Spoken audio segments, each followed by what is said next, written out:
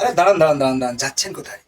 আমাদের মাননীয় মমতা বন্দ্যোপাধ্যায় ইস্তেহার প্রকাশ করেছেন, সেখানে তিনি 10টা প্রতিজ্ঞা করেছেন। তার মধ্যে একটা একটা করে আলোচনা হোক, আজ একটা আলোচনা করি।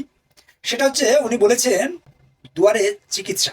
আচ্ছা, আপনি স্বাস্থ্যমন্ত্রী, 15 বছর ধরে এই পশ্চিমবঙ্গের ক্ষমতায় আছে তৃণমূল দল।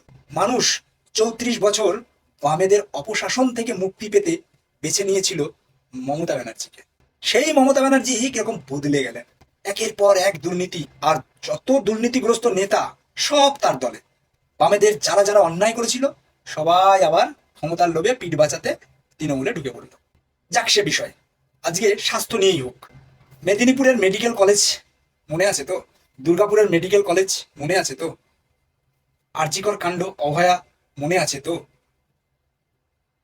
মেদিনীপুরের কলেজে একজন ডাক্তার দিদিকে ডাইরেক্ট থ্রেট দিচ্ছিল তৃণমূলের নেতা, যুবদের নেতা।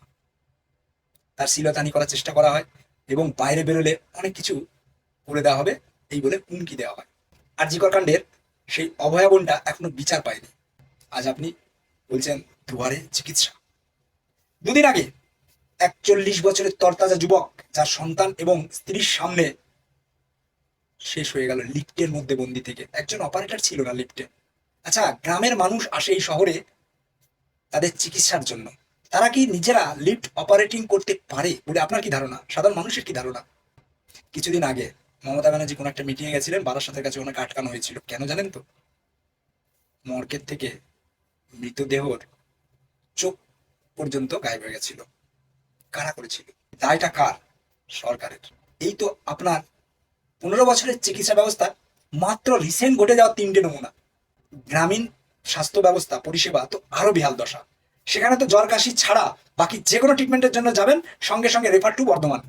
আমার আমার জেলার কথা বলছি। আর একটু বড় কিছু হলেই রেফার টু কলকাতা। তাহলে সাধারণ মানুষ সেই কলকাতা পর্যন্ত পৌঁছাবে কেন? তাহলে এই হসপিটালগুলো রাখার কি দরকার? কিছুদিন আগে একটা খবর দেখলাম, পশ্চিমবঙ্গের হাসপাতালগুলোতে যে সমস্ত যন্ত্রপাতিগুলো ব্যবহার হয় তাদের নামগুলো তো এক একটা ব্র্যান্ডের, কিন্তু তার ভেতরে যে যন্ত্রাংশগুলো ব্যবহার হচ্ছে সব লোকাল, অর্ডিনারি।